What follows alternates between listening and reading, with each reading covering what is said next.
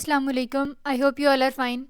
So in this particular video we are going to continue the series of CS 610 that is computer networks और इंशाल्लाह इसमें हमने जो है वो फाइनल टर्म प्रिपरेशन का पार्ट 2 जो है वो कवर करना है, ठीक है। तो इससे प्रीवियस लेक्चर में हमने लेक्चर नंबर 19 to 24 डिस्कस किए थे, total 6 chapters, and in this particular video we are going to cover from lecture number 25 to 30, right? So stay tuned till the end of the video. With the passage of video I will tell कि कौन कौन से MCQs आपके paper में आ सकते हैं या short और लॉन्ग किसी टॉपिक में से आने हैं तो वो किस तरह से आने हैं, ठीक है। तो सबसे पहले हम बात करते हैं लेक्चर नंबर 25 की। टाइटल से पता चल रहा है कि इसमें हमने क्या करना है, इंटरनेट प्रोटोकॉल एड्रेस नोटेशंस की बात करनी है, ठीक है। इफ़ यू डू रिमेंबर, मैंने थोड़ा सा हिंट आपको दिया था प्रीवियस वीडियो के एंड पे कि हम जो है वो किस तरह क्लासेस थी आपके पास A से लेके E तक, ठीक है। यहाँ पे या ये देखें क्लासेस ये थी A B C D E, ठीक है। तो थोड़ा बहुत मैंने आपको बताया था कि ये इस तरह से इंपॉर्टेंट है। अब इसकी डिटेल हमने देखनी है। देखें यहाँ पे एक टर्म आपके पास यूज़ हो रहा है क्लासफुल IP एड्रेसिंग, ठीक है। तो क्लासफुल IP एड्रेसिंग होती है और एक होती है क्लासलेस। तो ये ओवरऑल 3 टाइप्स होती हैं, लेकिन ये जो क्लासफुल IP एड्रेसिंग होती है ये होती है जो अभी हमने ऊपर क्लासेस पढ़ी थी A B C D E, अगर इस हिसाब से हम अपने IP एड्रेस को अपनी डिवाइस के IP एड्रेस को अगर आइडेंटिफाई कर रहे हैं, यूज़ कर रहे हैं, तो हम कहेंगे कि ये क्लासफुल IP एड्रेसिंग है, ठीक है। अब यहाँ पे देखें, अगर फॉर एग्जांपल जो भी आपके पास IP एड्रेस आता है जो 32 बिट्स होते हैं, 32 डिजिट्स होते हैं 0101 की कॉम्बिनेशन के, तो उसमें अगर पहला डिजिट आपके पास 0 हो, ठीक है, पहला 0 हो अगर, तो हमने पढ़ा था कि वो कौन सी क्लास होती है, वो A क्लास होती है। इसी तरह अगर पहले मतलब 2 डिजिट्स जो हैं वो 10 हों, तो वो आपके पास कौन सी क्लास होती है, B। देखें 10 B, तो इसमें ये याद रखना है। और अगर 110 हो, 110 तो वो होती है आपके पास C, और अगर चारों आपके पास 1 हो, पहली 4 बिट्स, तो वो होती है क्लास E, ठीक है। एक तो ये आपने बात याद रखनी थी। फिर आपके पास आ जाता है डॉटेड डेसिमल नोटेशन। अब डॉटेड डेसिमल नोटेशन जो है वो सिंटैक्टिक फॉर्म है जो IP सॉफ्टवेयर जो है वो यूज़ करता है ताकि 32 बिट बाइनरी वैल्यूज़ को किसी तरह रिप्रेजेंट कर सके जिसको ह्यूमंस आसानी से समझ सकें, ठीक है। तो यहाँ पे है ये डॉटेड डेसिमल नोटेशन, मतलब ये 32 बिट बाइनरी नंबर है, ये IP एड्रेस है फॉर एग्जांपल, ठीक है। और ये जो है आपके पास आगे आपको ये डेसिमल नोटेशन इसकी इक्विवेलेंट नज़र आ रही है। अब ये कैसे बनेंगे ये मैं आपको बताती हूँ। जैसे फॉर एग्जांपल इसमें देखें ये सारे 000 थे ना, तो यहाँ पे ये जो पहला 8 का ऑक्टेट था, मतलब पहला ऑक्टेट जो यहाँ पे था उसकी जगह आ गया 0। फिर जब सारे 1 होते हैं ना, तो ये आपने याद रख लेना है कि जब सारे 1 होते हैं तो आपके पास होता है 255, ठीक है। इसी तरह आप यहाँ पे देखें, अब 128 और 128 कैसे है, अब ये इस तरह बनता है, समझ लें ये जो पहली बिट होती है 2⁻0, फिर दूसरी 2⁻1, फिर दूसरी 2⁻2, फिर 2⁻3, मतलब 2 की जो वैल्यूज़ हैं वो चलती रहती हैं। तो 2⁻0 क्या हुआ 1, फिर 2⁻1 क्या हुआ 2, 2⁻2 क्या हुआ 4, तो मतलब इस तरह से 1 2 4 8 ऐसे वैल्यूज़ चलती रहेंगी। तो अब यहाँ पे जो 128 है ना, ये यहाँ पे 2⁻7 मतलब यहाँ पे वैल्यू आती है, तो बाकी सारे तो 0 थे, सिर्फ इसको काउंट करना है, तो इसलिए ये इसका बना है 128.128.255.0, ठीक है। एक तो हो गया ये कि आपने बाइनरीज को आपको डेसिमल में कन्वर्ट करना आना चाहिए, ठीक है। अब एक इसका अगर फॉर एग्जांपल ये आपसे पेपर में क्या कहे कि आपको ये डेसिमल नोटेशन तो दे दे, ठीक है, और कह के इसको देख के बताओ कि क्लास कौन सी है, तो उसके लिए आपने MCQs के लिए और शॉर्ट लॉन्ग के लिए आपने ये वाली फिगर जो है वो तैयार कर लेनी है कि क्लास A की जो रेंज ऑफ वैल्यूज़ होती हैं 0 से लेके 127 तक होती हैं, B की जो है वो 128 से 191 तक होती हैं, so on and so forth. So एक बात ये हो गई, और दूसरा ये कि ये जो है ये आपको CS 610 का प्रैक्टिकल का अगर आपका सब्जेक्ट है तो इसमें भी काफ़ी काम आने वाली हैं आपको लैब में। सो मेक श्योर करें कि ये रेंज ऑफ वैल्यूज़ जो हैं वो आप अच्छे तरीके से याद कर लें, ठीक है।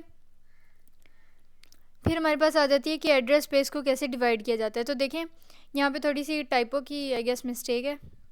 ओवरऑल क्या होता है मैं आपको बताती हूँ। ये prefix of n bits allows 2⁻n unique numbers, ठीक है। तो ये 2n नहीं है, या यहाँ पे ये 2n होस्ट नंबर्स नहीं है, ये 2⁻n है। वो कैसे कि अगर फॉर एग्जांपल ये आपके पास एक क्लास दी हुई है, वो आपको कहे कि भाई इतनी बिट्स हैं, ठीक है। लैब के पॉइंट ऑफ व्यू से भी मैं अब आपको बता रही हूँ और थियोरी का जो आपको पेपर है उसके हिसाब से भी, दोनों के लिए इक्वली इंपॉर्टेंट है। अब यहाँ पे देखें कि अगर फॉर एग्जांपल बिट्स जो हैं वो 7 है, तो वो कोई कहे कि भाई प्रीफिक्स में जो है वो 7 बिट्स हैं, तो अब बताओ कि कितने यूनिक नेटवर्क्स बनेंगे, यूनिक नेटवर्क नंबर उसका क्या होगा। तो आपने 2⁻⁷ करके उसकी वैल्यू निकाल लेनी है, दैट इज़ 128। ठीक है। इसी तरह अगर कोई आपको कहे कि भाई क्लास सी है, या वो चले ना भी बताए, बस आपको ये बिट्स बता दे, फॉर एग्जांपल के 8 बिट्स हैं सफिक्स में, ठीक है, मैंने आपको बताया था प्रीफिक्स और सफिक्स क्या होता है। तो कोई आपको ये कह दे कि 8 बिट्स हैं सफिक्स में, तो अब बताओ कि maximum number of hosts her network में कितने मैक्सिमम नंबर ऑफ़ होस्ट होंगे। तो फिर आपने क्या करना है कि आपने 2⁸ कर देना है, तो उसकी वैल्यू आती है 256। ठीक है। तो जो भी आपको बिट्स दी जाएंगी, जब प्रीफिक्स की दी जाएंगी, तो वो आपसे यूनिक नेटवर्क नंबर पूछेगा कि कितने मैक्सिमम नेटवर्क्स बन सकते हैं, और अगर आपको सफिक्स की वैल्यू दी जाएगी तो वो आपसे टोटल होस्ट पूछेगा कि हर नेटवर्क में मैक्सिमम कितने होस्ट मौजूद हैं। फिर authority for addresses, internet service provider जो होता है ना, वो आपको एक्सेस टू इंटरनेट जो है वो प्रोवाइड कर रहा होता है। आपने ये बात याद रख लेनी है। इसका एब्रीविएशन क्लासफुल एड्रेसिंग की ये एग्जांपल है कि दरमियान में राउटर्स कनेक्ट कर रहे होते हैं, कम्युनिकेट कर रहे होते हैं। यहाँ पे ये आपको डॉटेड डेसिमल नोटेशन नज़र आ रही है, ये वाली, ठीक है, इस तरह से। इसका डायग्राम का लाइक ये पेपर में नहीं आती होती है डायग्राम, इसको बस आपने एक बार देख लेना है। नेक्स्ट आ जाता है election number 26, that is IP subnetting. IP subnetting में देखें, एज आई टोल्ड यू के लाइक जो सबनेटिंग होती है वो ओवरऑल 3 टाइप्स की होती है कि classful addressing, classless addressing and then subnet addressing. So the question is कि अगर आपके पास क्लासफुल एड्रेसिंग स्कीम थी ही, तो मतलब क्या ज़रूरत है बाकी 2 एड्रेसिंग की टाइप्स बनाने का। तो ये ज़रूरत है कि जैसे जैसे इंटरनेट ने ग्रो किया, तो क्या हुआ कि लोगों के लिए, और मतलब जो भी कह लें कि कंप्यूटर रिलेटेड जो भी लोग थे इंडस्ट्री में, उनके लिए ये मुश्किल होने लग गया कि वो इतनी सारी डिवाइसेस के आईपी एड्रेसेस जो हैं वो सिर्फ class A B C D E तक लिमिटेड रखें। उन्हें और भी फ्लेक्सिबिलिटी की ज़रूरत थी, वो और मतलब साइजेस आईपी एड्रेसेस वगैरह जो है वो असाइन करना चाहते थे। तो उसके लिए 2 मैकेनिज़म्स जो हैं वो यूज़ की गई, ठीक है। एक है subnet addressing and then you have classless addressing. अच्छा, अब यहाँ पे पहले बात हो रही है कि क्लासलेस एड्रेसिंग में क्या सीन है। क्लासलेस एड्रेसिंग में देखें, वो कह रहा है कि लाइक जो भी आईएसपी होता है, जो इंटरनेट सर्विस प्रोवाइडर होता है, जो आपको लाइक इंटरनेट की सर्विस प्रोवाइड करता है, वो क्या करता है कि वो प्रीफिक्स दे देता है 28 बिट्स लॉन्ग। क्या करता है वो 28 बिट्स लॉन्ग दे देता है प्रीफिक्स। अब हमें पता है कि आईपी एड्रेस तो टोटल होता है 32 बिट्स का, तो 28 बिट्स किसके पास चली गई, प्रीफिक्स के पास। बाकी कितनी बची, 32 - 28 4। तो अब मैंने कहा था कि 2⁻n हम करते हैं, तो 2⁻4 कितना हुआ 16, ठीक है। लेकिन 16 में से जो होस्ट होगा उसके पास 14 होस्ट होंगे। तो अब आपने कंफ्यूज नहीं होना कि भाई ये 14 होस्ट कैसे आया है, 2⁻4 तो 16 हो रहा है। कहने का मकसद है कि क्लासलेस एड्रेसिंग में जो 2 रिजर्व्ड बिट्स होती हैं ना, पहली 2 वो हमेशा जो है वो रिजर्व्ड होती हैं, ठीक है। तो उनको नहीं हम जो लाइक काउंट कर सकते। तो आपके पास 28 बिट्स टोटल दी प्रीफिक्स में, आईएसपी ने किस में, क्लासलेस एड्रेसिंग में। टोटल 32 होनी थी, 32 में से आपने 28 को माइनस किया तो वो 4 बचा, 2⁻4 16 हुआ। 2 रिजर्व्ड बिट्स थी, तो बाकी कितनी बची होस्ट के लिए 14। अच्छा, फिर आ जाता है सबनेट मास्क। अब सबनेट मास्क में अब वो ये कह रहा है कि जो भी आपके पास लाइक क्या होता है कि जब भी हम सबनेट एड्रेसिंग या सबनेट मास्क यूज़ करते हैं, तो हमें 2 पीसेस ऑफ इंफॉर्मेशन रखने होते हैं हर एड्रेस में, ठीक है। एक 32 बिट एड्रेस होता है और एक और 32 बिट एड्रेस होता है। जो पहला 32 बिट एड्रेस होता है वो होता है डेस्टिनेशन एड्रेस, ठीक है, जिसे आईपी एड्रेस समझ लें। और जो अगला 32 एड्रेस होता है वो होता है एड्रेस मास्क या सबनेट मास्क। अब मैं आपको बताती हूँ कि कैसे, और इनको आखिर में जो है वो हम लाइक कैलकुलेट करने के लिए हम इन दोनों का जो है वो एंड गेट ले लेते हैं, मतलब आसान लफ्ज़ों में कह लें कि इनकी एडिशन कर लेते हैं, ठीक है। या एंड गेट शायद मैंने आपको वैसे पिछले किसी लेक्चर में बताया हो, अगर आया होगा तो। लेकिन एंड गेट ये होता है लाइक अगर आपके पास 1 0 होगा तो भी उसका आंसर 0 होगा, अगर 0 1 होगा तो भी आंसर 0 होगा, 0 0 होगा तो भी आंसर 0, और अगर 1 1 होगा तो फिर ही सिर्फ आंसर 1 होगा, ठीक है। एंड गेट ये होता है। अच्छा, अब यहाँ पे देखें, शॉर्ट में और एमसीक्यूज़ में इस तरह वाले क्वेश्चन आ जाते हैं कि आपके पास ये है 32 बिट मास्क, ठीक है। अब कोई आपको कहे कि इसमें इसको डेसिमल में कन्वर्ट करो, तो मैंने आपको बताया था कि अगर तो मतलब ये जो पूरा एड्रेस है ना, ये जो पूरा मास्क एड्रेस है, इसको 4 पोर्शंस में डिवाइड किया गया है। पहला ऑक्टेट यहाँ से यहाँ तक 8 बिट्स का, फिर अगला ऑक्टेट यहाँ से यहाँ तक, देन नेक्स्ट ऑक्टेट यहाँ से यहाँ तक, एंड देन आपके पास लास्ट ऑक्टेट जो है वो यहाँ से यहाँ तक है, ठीक है। तो ये सारे ज़ीरो हैं, तो डॉटेड डेसिमल नोटेशन में ये आ गया 0। फिर ये सारे ज़ीरो हैं, डॉटेड डेसिमल में आ गया 0। ये सारे 1 हैं, और मैंने आपको बताया था कि बेशक इसको कैलकुलेट करके देख लें पावर्स ऑफ 2 के साथ, या वैसे ही याद कर लें कि जब सारे 1 होते हैं तो वैल्यू आती है 1। इसी तरह जब सारे 255, इस तरह जब सारे 1 होते हैं तो वैल्यू आती है 255, ठीक है। इसी तरह इसको अगर फॉर एग्जांपल अब वो कहे कि भाई इसको जो है वो आपने कन्वर्ट करना है डॉटेड डेसिमल में, तो देखें ये वाले सारे ज़ीरो थे तो आ गया ज़ीरो, ये सारे ज़ीरो थे तो आ गया ज़ीरो। अब ये 10 इसका कैसे आया, देखें ये तो था 2^0 फिर 2^1। अब 2^1 क्या होता है 2, एक 2 यहाँ से, फिर 2^2 2^3। अब 2^3 क्या होता है 8, तो 8 + 2 कितना हुआ 10, ठीक है। इसी तरह से ये 128 भी आ गया। तो इस तरह से जो है वो आपने क्या करना होता है, आपने कैलकुलेट करना होता है डॉटेड डेसिमल से बाइनरी में, बाइनरी से डॉटेड डेसिमल में। So once you are done with this, तो आपने इनका जो है वो सिंपल एंड गेट ले लेना है। और मैंने आपको बताया एंड में समझ लें आपके पास ये वैल्यू ऊपर रखी हुई है ना, और नीचे ये वाली वैल्यू रखी हुई है। तो आपने अगर इनका एंड गेट लेना है तो आप कहेंगे 1 0 0 1 0 0 0 0 0, मतलब इस तरह से। तो एंड करते हैं ना, जब हम एंड लेते हैं, जब लॉजिकल एंड, तो सिर्फ 1 1 के नतीजे में ही आपके पास 1 आएगा। उसके अलावा जो भी 3 केसेस हैं 1 0 0 1 या 0 0, उसमें 0 ही आंसर आता है, ठीक है। ये आपने बात याद रख लेनी है, लेकिन इतना डिटेल में नहीं आता पेपर में, जो मेन कॉन्सेप्ट है बस वही आना है। लेकिन फिर भी अगर आ जाता है तो आपको पता होना चाहिए। अब आपके पास आ जाती है साइडर नोटेशन। अब ये कहीं आपको देखने को मिलेगा कि कुछ लोग इसे सीडर नोटेशन प्रोनाउंस कर रहे होते हैं, कोई साइडर नोटेशन प्रोनाउंस कर रहे होते हैं, कोई CIDR नोटेशन। सो ये मैटर नहीं करता कि हमने इसको लाइक साइडर कह लें या सीडर, ये ग्रामर के हिसाब से दोनों ही ठीक है। बट द थिंग इज़ कि हमने इसका कॉन्सेप्ट लेना है यहाँ पे। After all we are not learning English, ये आपका कंप्यूटर नेटवर्क्स का सिलेबस है। अब साइडर नोटेशन में देखें कि हम क्या करते हैं कि ये आपको मतलब जो डॉटेड डेसिमल नोटेशन थी ना वही है, लाइक समझ लें, ठीक है। सिर्फ एक चीज़ डिफरेंट है, और वो ये क्या चीज़ डिफरेंट है ये मैं आपको बताती हूँ। ये part like slash and then 16, और ये जो /16, इसी तरह आपको कुछ और देखने को अगर यहाँ मिले /28 तो इसका क्या मतलब होता है कि वो ये बता रहा होता है कि होस्ट को कितने जो हैं वो बिट्स असाइन किए गए हैं, ठीक है। तो अब यहाँ पे देखें कि ये 8 बिट्स थी, फिर ये 8 बिट्स थी, मतलब डॉट डॉट के फासले से, फिर ये 8 थी और ये 8 थी, टोटल थी 32। इसमें से 2 तो आपको 0 0 नज़र आ रही हैं, और जो सिर्फ मतलब कैलकुलेट की गई हैं, जितनी यूज़ हुई हैं वो कितनी है, एक 128 है और एक है 211, ठीक है। तो 8 और 8 कितने हुए 16। तो इसका मतलब है कि ये जो आपके पास साइडर नोटेशन दी हुई है, इसमें क्या सीन है कि आपको मतलब होस्ट को जो है वो 16 बिट्स असाइन की गई हैं, ठीक है। इसी तरह अगर आपसे वो ये वाला आपको दिखा देता है तो इसका ये मतलब होगा कि इसमें होस्ट को 28 बिट्स, क्यों, क्योंकि एक ये 128 यूज़ हुआ हुआ है, एक 211 और एक ये 16, ठीक है। तो 8 + 8 + 8 कितने हुए 24।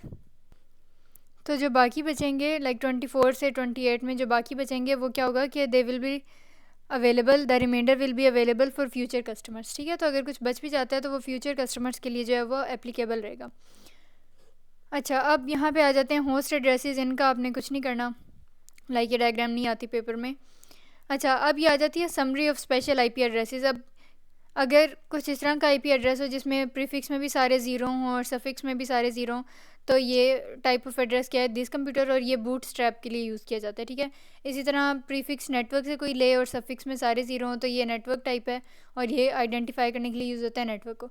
तो मतलब इस तरह से जो है वो आपने इसको एक बार रीड आउट कर लेना है, एंड इफ़ यू वांट तो इसको याद भी कर लें। लेकिन मैंने अपने टाइम पे जब ये तैयार किया था तो मैंने किसी भी सब्जेक्ट का कोई भी टॉपिक ऐसा स्किप नहीं किया था। सो आई विल नॉट रिकमेंड कि आप इसे छोड़ ही दें, करना है तो कर लें। लेकिन मेरे पेपर में तो नहीं आया था, लेकिन आने को आ भी सकता है। ऐसा इतना इंपॉर्टेंट नहीं है, बट इफ़ यू वांट कि आप कुछ भी स्किप ना करें, देन आई विल से कि ये एक बार ज़रूर रीड कर लें अगर आ जाता है पेपर में तो। अच्छा, फिर अब आ जाते हैं lecture number 27, that is ARP. ARP क्या होता है, एड्रेस रेजोल्यूशन प्रोटोकॉल। अब वो कह रहे हैं कि जो प्रोटोकॉल एड्रेसेस होते हैं वो सॉफ्टवेयर प्रोवाइड करती है, ठीक है। फिजिकल नेटवर्क हार्डवेयर जो होता है उसको ये नहीं पता होता कि प्रोटोकॉल एड्रेस से आपने अपनी डिवाइस को कैसे आइडेंटिफाई करना है, कैसे लोकेट करना है। तो उसके लिए क्या ज़रूरी होता है कि जो प्रोटोकॉल एड्रेस है उसे किसी इक्विवेलेंट हार्डवेयर एड्रेस में जो है वो कन्वर्ट किया जाए, इससे पहले कि उस पैकेट को हम मतलब नेटवर्क के क्रॉस जो है वो सेंड करें, ठीक है। तो अब वो कह रहे हैं मतलब आर्प रेजोल्यूशन प्रोटोकॉल जो है वो इसलिए यूज़ होता है कि जो प्रोटोकॉल एड्रेस होता है जो सॉफ्टवेयर प्रोड्यूस करती है, प्रोवाइड करती है, उसको हार्डवेयर एड्रेस में बदलने को समझ लें कि एड्रेस रेजोल्यूशन कहते हैं, ठीक है। और ये क्यों ज़रूरी है, क्योंकि जो फिज़िकल नेटवर्क हार्डवेयर होती है वो खाली प्रोटोकॉल एड्रेस देख के नहीं पता लगा पाती कि किसी कंप्यूटर को कैसे उसने लोकेट करना है, क्या करना है, क्या नहीं करना। तो उसे इक्विवेलेंट हार्डवेयर एड्रेस में जो है वो कन्वर्ट करना ज़रूरी होता है, ठीक है। और ये होता किसकी मदद से है, राउटर्स जो दरमियान में होते हैं। जैसे आपको यहाँ पे अब राउटर 1 और राउटर 2 नज़र आ रहे हैं, क्योंकि जो राउटर्स होते हैं वो फॉरवर्डिंग टेबल्स और राउटिंग टेक्निक्स जो हैं वो यूज़ करके ये सारा सीन करते हैं। अब एड्रेस रेजोल्यूशन के लिए 3 टेक्निक्स होती हैं। एक होता है table lookup, then you have close form computation and at the very end you have message exchange. अब टेबल लुकअप की अगर हम बात करें, अच्छा अब ये तीनों जो हैं वो एमसीक्यूज़ के लिए, शॉर्ट के लिए, लॉन्ग के लिए तीनों बहुत ज़्यादा इंपॉर्टेंट है। सो ये जो 3 टाइप्स हैं आपने इनको बिल्कुल भी इग्नोर नहीं करना, ठीक है। अच्छा, अब टेबल लुकअप में कि हमने क्या करना है, क्या करते हैं हम एड्रेस रेजोल्यूशन में कि जो बाइंडिंग होती है, जो मैपिंग होती है, उसको किसी टेबल में स्टोर करके मेमोरी में हम रख लेते हैं, ठीक है। और फिर बाद में सॉफ्टवेयर जो है वो उसी को सर्च करता है और बाद में जो है वो उसको हार्डवेयर एड्रेस में कन्वर्ट कर देता है, ठीक है। क्लोज्ड फॉर्म कंप्यूटेशन में क्या होता है कि जो प्रोटोकॉल एड्रेस किसी कंप्यूटर को असाइन किया जाता है उसे बहुत ज़्यादा केयरफुली जो है वो सिलेक्ट किया जाता है, ताकि बाद में बोलियन और अरिथमेटिक ऑपरेशंस लगा के जो है वो हम क्लोज फॉर्म कंप्यूटेशन के ज़रिए से एड्रेस रेजोल्यूशन कर सकें। तो टेबल लुकअप में क्या होता है कि टेबल बनता है मेमोरी में, क्लोज फॉर्म कंप्यूटेशन में हम बोलियन और अरिथमेटिक ऑपरेशंस जो हैं वो यूज़ करते हैं। और फिर मैसेज एक्सचेंज में क्या होता है कि कंप्यूटर जो है वो किसी नेटवर्क के अक्रॉस आपस में मैसेज एक्सचेंज करते हैं। एक कंप्यूटर मैसेज सेंड करता है यानी कि रिक्वेस्ट, और फिर दूसरा जो है वो उस रिक्वेस्ट बैक सेंड करता है, उसकी एक्नॉलेजमेंट सेंड करता है, रिप्लाई सेंड करता है कि हाँ भाई मैंने रिसीव कर लिया, ठीक है। तो अगेन आई विल से कि ये तीनों बहुत ज़्यादा इंपॉर्टेंट हैं और इनको आपने देख लेना है। अब ये टेबल लुकअप में आईपी एड्रेस और हार्डवेयर एड्रेस ये आपको नज़र आ रहे हैं, इनको करने की ज़रूरत नहीं है, ये आमतौर पे नहीं आता पेपर में, ठीक है। फिर उसके बाद दो तरीके हैं कंप्यूटेशनल एफिशिएंसी को, कि हम जो क्लोज कंप्यूटेशन कर रहे हैं उसको एफिशिएंटली कर सकें, उसकी ज़्यादा कैपेसिटी इंक्रीज़ करने के लिए 2 तरीके हैं। एक है hashing and then you have direct indexing, ठीक है। ये अगेन बहुत इंपॉर्टेंट है शॉर्ट के लिए भी और एमसीक्यूज़ के लिए भी। हैशिंग में क्या होता है कि हम कोई fixed value, shorter fixed length की कोई वैल्यू या कोई की या कोई हैश फंक्शन या हैश की जिसे हम कहते हैं वो यूज़ करते हैं, और बाद में जो है वो ये बहुत सारे इंक्रिप्शन एल्गोरिदम्स में यूज़ होती है, और ये जो हैश की है वो आपको ओरिजिनल वैल्यू बाद में फाइंड करने में हेल्प आउट करती है। डायरेक्ट इंडेक्सिंग आमतौर पे थोड़ी सी कम यूज़ की जाती है टेक्निक, और ये सिर्फ उन्हीं प्रोटोकॉल्स के लिए जो है वो पॉसिबल होती है अगर आप किसी फिक्स्ड रेंज के अंदर रह के काम कर रहे हैं, ठीक है। अब जैसे यहाँ पे आपको डायरेक्ट जो है वो इंडेक्सिंग दे दी और ये आपको मतलब आपको कह दिया गया कि डायरेक्ट इंडेक्सिंग के ज़रिए से जो है वो आपने यहाँ पे कंप्यूटेशन करनी है, एड्रेस रेजोल्यूशन करनी है। तो आपने क्या करना है, ये 5 तो 1 2 3 4 5 और 5 पे आपने क्या एलोकेट कर देना है कि भाई ये वाला कंप्यूटर है, ये वाला आईपी एड्रेस है, ठीक है। अच्छा, उसके बाद यहाँ पे बस एक चीज़ आपने याद रखनी है। अब जैसे ये है आपके पास आईपी एड्रेस है फर्स्ट होस्ट का, ठीक है। इसमें कोई आपसे हार्डवेयर एड्रेस पूछ ले, ये तो लास्ट ऑक्टेट की जो वैल्यू होगी आपने क्या देना है, ये है हार्डवेयर एड्रेस, ठीक है। इसी तरह इसमें अगर कोई आपसे ये आईपी एड्रेस आपको कोई दे और इसमें हार्डवेयर एड्रेस पूछ ले तो वो ये लास्ट वाली बिट है, लास्ट वाला ऑक्टेट है, ठीक है। इसी तरह यहाँ पे कोई हार्डवेयर एड्रेस पूछ ले तो वो ये है, ठीक हो गया। ये इसमें करना था। फिर उसके बाद 2 डिज़ाइंस होते हैं address resolution with message exchange में, एक होता है सेंट्रलाइज्ड और एक होता है डिसेंट्रलाइज्ड। सेंट्रलाइज्ड में क्या होता है कि एक या एक से ज़्यादा थोड़े सर्वर होते हैं जिनको मेन टास्क दिया जाता है मतलब कह लें एड्रेस रेजोल्यूशन का, ठीक है। और इसका एक फ़ायदा ये हो जाता है कि रेजोल्यूशन जो है उसको कॉन्फ़िगर करना आसान होता है, उसकी मैनेजमेंट आसान होती है, उस पर हम कंट्रोल जो है वो ज़्यादा रख सकते हैं। डिस्ट्रीब्यूटेड में क्या होता है कि हर अगली डिवाइस आपके नेटवर्क से जो कनेक्टेड है, हर कंप्यूटर जो आपके नेटवर्क में मौजूद है वो पार्टिसिपेट करेगा एड्रेस रेजोल्यूशन में, ठीक है। इसका एक फ़ायदा ये हो जाता है कि it also has an advantage that address resolution servers can become a bottleneck and reduce cost. कि क्या होता है कि आपके पास अगर सेंट्रलाइज्ड सिस्टम होगा तो 1 या 2 सर्वर्स होंगे मैक्सिमम, और वो ज़्यादा मेन रोल प्ले कर रहे होंगे, इसलिए वो एक्सपेंसिव वगैरह भी होंगे, ठीक है। लेकिन डिस्ट्रीब्यूटेड में क्योंकि हर कंप्यूटर खुद से एड्रेस रेजोल्यूशन कर सकता है तो मतलब कॉस्ट जो है वो थोड़ी कम पड़ती है, ठीक है। फिर आप मैसेज फॉर्मेट आ जाता है। अच्छा, अब यहाँ पे वही बात आ गई कि मैंने अपने टाइम पे ये वाली फ़िगर की थी, अच्छे तरीके से की थी। अब मैं आपको बता देती हूँ कि इसमें मतलब इसका मतलब क्या है, समझा देती हूँ। अब इट्स अप टू यू कि आपने इसको तैयार करना है या नहीं करना पेपर के लिए, ठीक है। लेकिन ये आ जाता है, मतलब एमसीक्यूज़ में आ जाती होती है। अब इसका मतलब ये क्या है, अब फॉर एग्जांपल अगर जैसे ये है टेबल लुकअप और क्लोज्ड कंप्यूटेशन और ये है डेटा एक्सचेंज या मैसेज एक्सचेंज, ठीक है। ये वही जो 3 टाइप्स हम ऊपर पढ़ के आए हैं। अब अगर वो आपसे पूछ ले कि यूज़फुल विद एनी हार्डवेयर के कौन सी फॉर्म ऑफ रेजोल्यूशन, कौन सी टाइप ऑफ रेजोल्यूशन किसी हार्डवेयर के लिए जो है वो यूज़फुल है, तो आपने जो है वो कह देना है कि भाई टेबल लुकअप, ठीक है। इसी तरह अगर वो पूछ ले कि ट्रैफिक कौन ऐड करता है किसी नेटवर्क में, तो आपने कहना है डेटा एक्सचेंज या मैसेज एक्सचेंज, ठीक है। इसी तरह कौन सी फॉर्म की, कौन सी टाइप ऑफ रेजोल्यूशन की इम्प्लीमेंटेशन ज़्यादा डिफ़िकल्ट है, तो डेटा एक्सचेंज की। तो मतलब इस तरह से ये आपने याद रख लेना, ठीक है। फिर एड्रेस रेजोल्यूशन प्रोटोकॉल का जो स्टैंडर्ड है, आप स्टैंडर्ड उसमें दो टाइप्स होती हैं, एक होती है रिक्वेस्ट और एक होता है रिस्पॉन्स। रिक्वेस्ट जब कोई सेंड करता है तो उसमें सिर्फ होता है आईपी एड्रेस, ठीक है, लेकिन जब रिस्पॉन्स वापस आता है तो उसमें आईपी एड्रेस भी होता है और हार्डवेयर एड्रेस भी होता है। फिर आप मैसेज डिलीवरी, इस डायग्राम का भी आपने कुछ नहीं करना। अच्छा, अब ये लॉन्ग के लिए, शॉर्ट के लिए बहुत ज़्यादा इंपॉर्टेंट है आर्प मैसेज फॉर्मेट। अब आर्प मैसेज फॉर्मेट में क्या होता है, अच्छा एक तो एमसीक्यू के लिए देख लेना है कि ये 32 बिट एड्रेस को हमेशा 48 बिट एड्रेस में जो है वो कन्वर्ट करता है, लाइक आईपी एड्रेस को इथरनेट एड्रेस में। क्यों? क्योंकि आर्प रेजोल्यूशन प्रोटोकॉल का यही काम है ना कि उसने सॉफ्टवेयर एड्रेस को, प्रोटोकॉल एड्रेस को उसने हार्डवेयर एड्रेस में, इथरनेट एड्रेस में कन्वर्ट करना है, ठीक है।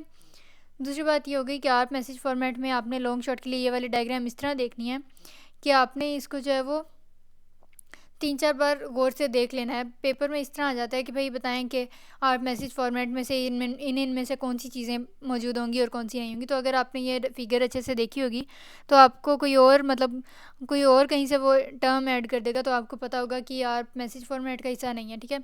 यहाँ पे देखें, अब ये टारगेट हेडर है, फिर hardware address type, then you have protocol address type, फिर सेंडर हेडर, सेंडर, अब ये क्या है, प्रोटोकॉल एड्रेस रेजोल्यूशन, ठीक है। तो मतलब ये सारी चीज़ें जो है वो आपने अच्छे से देख लेनी है। फिर इसी तरह जब आर्प मैसेज सेंड होता है तो हम एक साथ फ्रेम हेडर लगा देते हैं जो उसको इनकैप्सुलेशन प्रोवाइड करता है, ठीक है। यहाँ पे और आपने क्या करना है मैं बताती हूँ।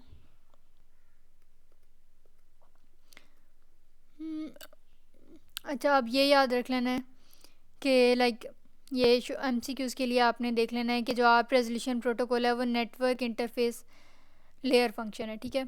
उसके अलावा जो प्रोटोकॉल एड्रेसेस होते हैं वो बाकी सारी हायर लेयर्स में जो है वो यूज़ की जाती हैं।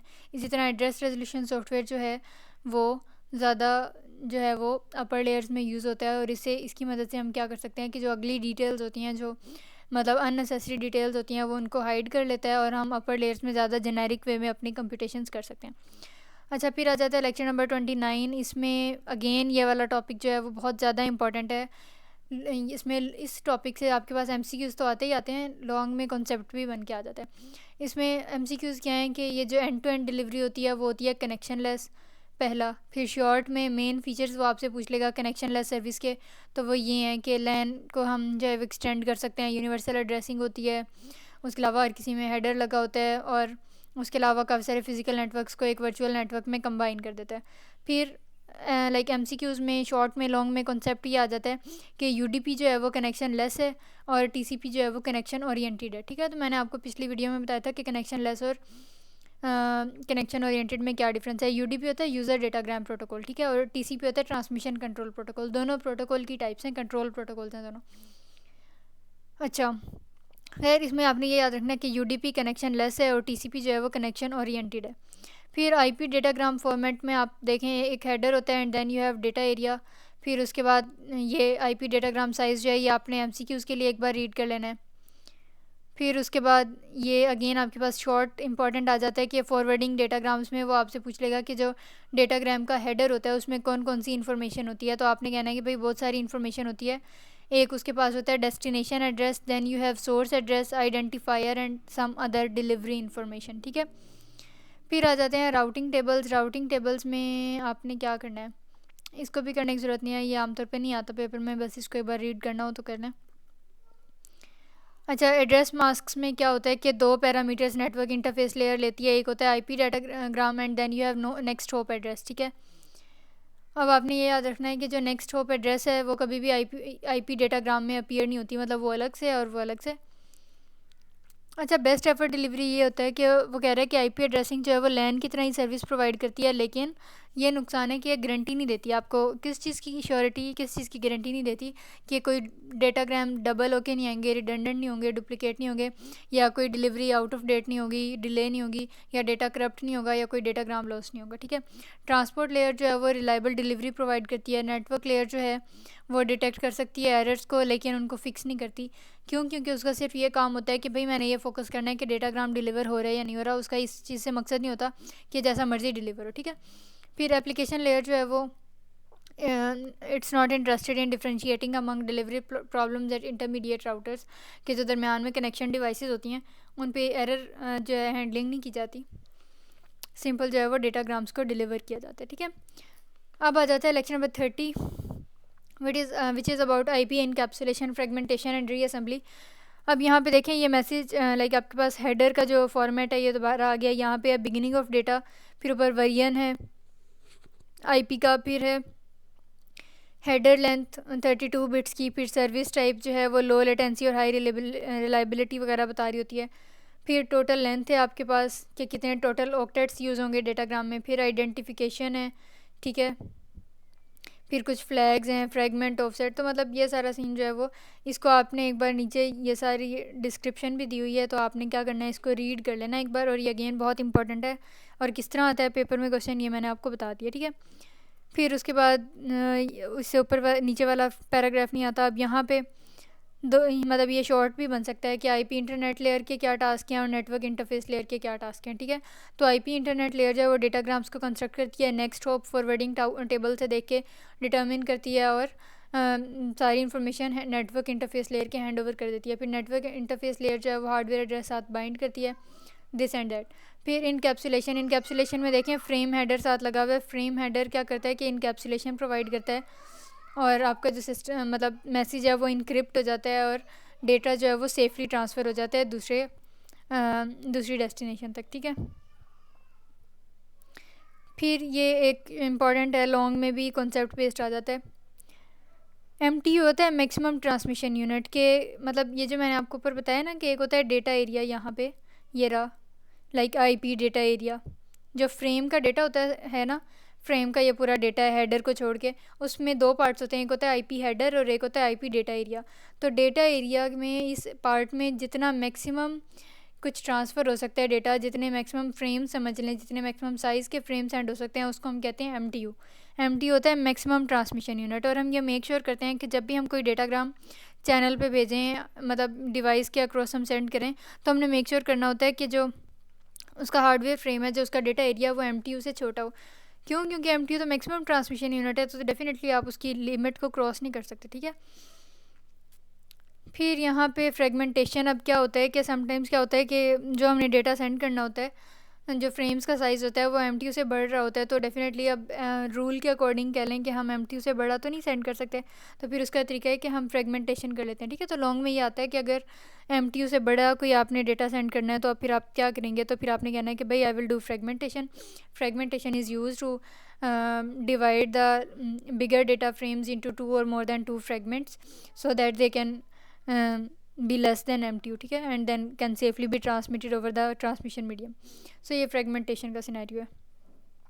इस तरह रीअसेंबली ये होता है कि जब हमने दो या दो से ज़्यादा फ्रेगमेंट्स में कन्वर्ट कर दिया, फिर जब रिसीवर रिसीव करेगा तो फिर वो दोबारा से उसको ओरिजिनल डेटाग्राम में कन्वर्ट करेगा ना, तो इसको कहते हैं रिकन्स्ट्रक्शन ऑफ ओरिजिनल डेटाग्राम या फिर रीअसेंबली। ठीक है, फिर वहाँ जाके लाइक डेस्टिनेशन एंड पे जो है वो फिर आइडेंटिफायर फील्ड की हेल्प से, जो ऊपर हमने देखा था ये वाला, यहाँ पे था आइडेंटिफिकेशन, ये जो आइडेंटिफायर फील्ड होते हैं ना, उनका यही काम होता है कि वो ये पता लगाते हैं कि क्या उनका ओरिजिनल सोर्स था। ठीक है, फ्रेगमेंट्स को आइडेंटिफाई करते हैं और इसी तरह एक टाइम लिमिट होती है, अगर उस टाइम लिमिट पे फ्रेगमेंट जो है वो रिसीवर तक ना पहुँचे तो फिर उसको अबॉर्ट कर देते हैं, उसको टर्मिनेट कर देते हैं, उसको लूज़ कर देते हैं, ड्रॉप कर देते हैं। ठीक है, तो इसको हम कहते हैं कि फ्रेगमेंट लॉस हो गया। और समटाइम्स ऐसा होता है कि एक डेटा का फ्रेगमेंट्स आपने बना लिए, फिर भी वो फ्रेगमेंट इतने बड़े बड़े हो रहे हैं कि वो MTU को भी क्रॉस कर रहे हैं, मैक्सिमम ट्रांसमिशन यूनिट को क्रॉस कर रहे हैं, तो फिर हम क्या करते हैं कि फिर से फ्रेगमेंट को फ्रेगमेंट कर देते हैं, लाइक फ्रेगमेंटिंग अ फ्रेगमेंट। ठीक है, फिर उनकी और छोटी जो है वो लिमिट हो जाती है। So this was all about from lecture 25 to 30। इसमें अगर कोई भी क्यूरी या कन्फ्यूजन हो so you can always drop a comment, and if you are new to this channel then don't forget to subscribe and hit the bell icon as well. See you soon, till then खुदा हाफिज़।